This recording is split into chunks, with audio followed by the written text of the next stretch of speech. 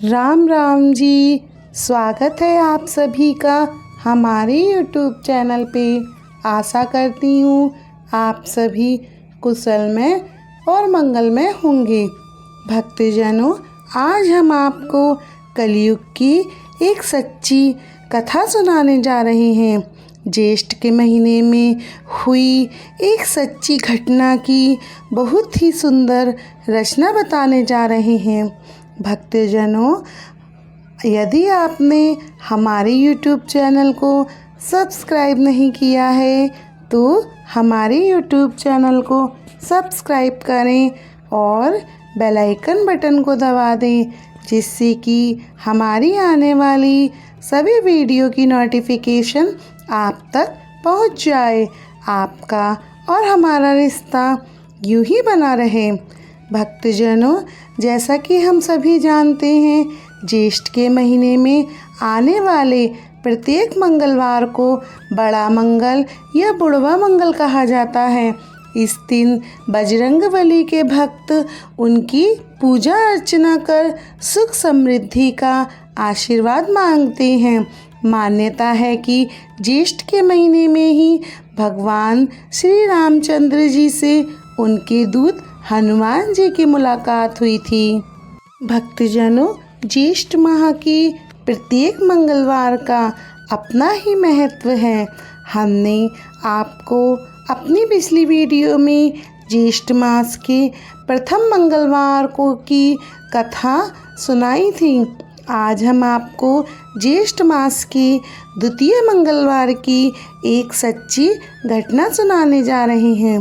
भक्तजनों, कथा को जरा गौर से सुनिएगा। सिर्फ सुनने मात्र से ही आपके जीवन के सारे कष्ट हनुमान जी हर लेंगे और आपको सुख सौभाग्य प्रदान करेंगे। भक्तजनों, कथा इस प्रकार है। एक बहुत ही सुंदर सा गांव था। उस गांव में एक संत महात्मा जी अपने शिष्यों के साथ रहा करते थे। संत महात्मा जी शिष्यों के साथ में राम कथा का श्रवण करवा रहे थे। गांव की चौपाल पर बहुत सुंदर पंडाल बनाया गया था। दरिया बिछाई गई थी। राम दरबार सजाया गया था। साथ ही एक चौकी पर मलमल का केसरी कपड़ा बिछाकर हनुमान जी की तस्वीर लगाकर फूलों से उसको सजाया गया था और बल्बों से सारा दरबार सजाया गया। बाजे पेटी वालों को बुलाया गया। संत महात्मा जी बहुत ही सुंदर राम कथा का श्रवण करवा रहे थे। साथ ही बीच बीच में सुंदर सुंदर राम कथाएं, राम भजन और राम जी का चरित्र सुना रहे थे। गांव के ही नहीं, आसपास के 50 गांव के लोग राम कथा का श्रवण करने आ रहे थे। सभी लोग पुण्य प्राप्त कर रहे थे। उन्हीं लोगों में से एक बहुत ही अमीर सेठ भी राम कथा सुनने के लिए आते थे। संत महात्मा जी जब भी कथा प्रारंभ करते तो वे सदैव ये कहते, हनुमत बैठे रहो आसन पर, जब तक कथा राम की हो। बाबा बैठे रहो आसन पर, जब तक कथा राम की हो। इस तरह से संत जी हनुमान जी का आवाहन करते और उनको बैठने के लिए कहते। फिर जब कथा का विसर्जन होता तो संत महात्मा जी कहते, कथा यहाँ से रहित है, सुनो वीर हनुमान। श्री राम सीता सहित हृदय बसो, होए हम सबको कल्याण। बोलो राम राम राम, बोलो राम राम राम। इस तरह से संत जी हनुमान जी को विदा करते थे और इसी मंत्रों से संत जी हनुमान जी को पहले बुलाते और फिर बाद में उनको विदा करते थे। तभी उस अमीर सेठ से एक दिन रहा नहीं गया। जब कथा सुनने के सिर्फ 2 ही दिन रह गए थे तो वह अमीर सेठ सब दर्शकों के बीच में खड़े होकर संत महात्मा जी से पूछने लगे कि हे महात्मा, आप कथा सुनाने और कथा को समाप्त करने से पहले हनुमान जी का आवाहन क्यों करते हो? क्या हनुमान जी सच में कथा सुनने आते हैं? मुझे तो इस बात पर कतई भी विश्वास नहीं होता। आप हमें कृपया इसका प्रमाण दीजिए। तभी संत महात्मा जी मुस्कुराते हुए बोलते हैं, हे पुत्र, जहाँ जहाँ राम कथा होती है, राम जी के भजन होते हैं, उनके जागरण होते हैं, हनुमान जी वहाँ पर ज़रूर आते हैं और मुझे पूरा विश्वास है कि हनुमान जी यहाँ पर ज़रूर आते होंगे। तो वह अमीर सेठ संत जी का मजाक उड़ाते हैं और उन्हें कहते हैं कि हमें तो इसका प्रत्यक्ष प्रमाण दीजिए। हम देखना चाहते हैं कि हनुमान जी सच में यहाँ आते हैं। तभी संत जी कहते हैं, हे भक्त, कभी भी किसी की बिना बात के परीक्षा नहीं लेनी चाहिए। हमें तो सिर्फ ईश्वर पर विश्वास रखना चाहिए। लेकिन अमीर सेठ तो संत जी की बात पर विश्वास ही नहीं करते और संत जी से कहते हैं कि अगर आप सच बोल रहे हैं तो आपको प्रमाण देने से क्यों घबराहट हो रही है? तभी संत महात्मा बोलते हैं, बालक, यह सच है। अगर ये सच निकला कि हनुमान जी यहाँ पर कथा सुनने आते हैं तो तुम क्या करोगे? तभी अमीर सेठ अपनी छाती को चौड़ा कर और बड़े ही अभिमान में होकर बोलता है कि यदि यह सत्य निकला तो मैं अपना घर बार छोड़कर आपका शिष्य बन जाऊंगा। लेकिन यदि संत महात्मा जी यह बात झूठ निकली तो आपको भी संतगिरी छोड़कर मेरी दुकान का नौकर बनना पड़ेगा। तभी संत महात्मा जी मुस्कुराते हुए बोले, जरूर पुत्र, ऐसा ही होगा। तुम कहते हो तो हम इस चीज़ का प्रमाण जरूर देंगे।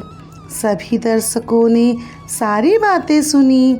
उन दर्शकों में से कुछ तो संत जी के साथ थे तो कुछ अमीर सेठ की हाँ में हाँ मिला रहे थे।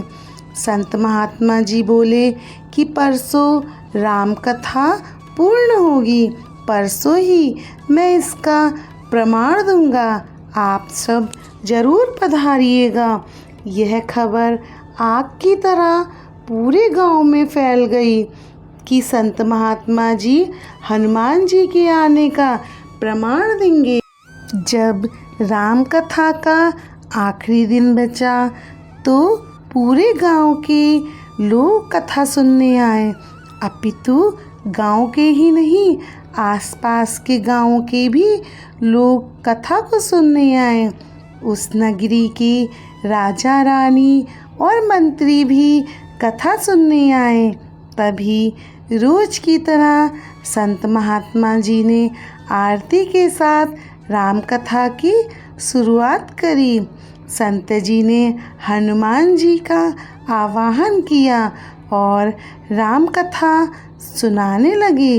तभी बीच में ही अमीर सेठ बोला कि संत महात्मा जी, आप प्रमाण दीजिए कि हनुमान जी यहाँ सभा में आए हैं या नहीं। तभी संत महात्मा जी ने सेठ को मंच पर बुलाया और कहा कि हे पुत्र, तुम यहाँ मंच पर आकर हनुमान जी की चौकी को उठाकर बताओ। अमीर सेठ अकड़ता हुआ अपने अभिमान में चूर होकर मंच पर पहुँचा और चौकी उठाने के लिए बढ़ा। जैसे ही उसने चौकी को उठाना चाहा, अरे चौकी को उठाना तो दूर, वह तो चौकी को जरा सा भी सरका भी नहीं पाया। ऐसा सेठ ने कई बार किया, लेकिन हर बार वह असफल ही रहा। पंडाल में बैठे सभी लोग यह दृश्य देख रहे थे। भरी सर्दी में भी सेठ जी के पसीने छूटने लग गए। सेठ चुपचाप अपनी जगह पर आकर बैठ गया। सभी लोग जय श्री राम, जय जय श्री राम, जय हनुमान, वीर हनुमान की जय हो का जयकारा लगाने लगे। राम कथा फिर शुरू की गई। राम कथा को जब विसर्जन किया गया, तभी संत जी ने पुनः सेठ जी को मंच पर बुलाया और सेठ जी से कहा कि सेठ जी, अब आप इस चौकी को उठाकर देखिए। अब की बार सेठ जी ने चौकी को उठा लिया। यह बात का प्रमाण था कि राम जी की कथा सुनने के लिए हनुमान जी वहाँ पर आए हुए थे। विसर्जन होने के बाद हनुमान जी पुनः अपने लोक में चले गए। उस सेठ को अपनी गलती पर बहुत पछतावा हुआ।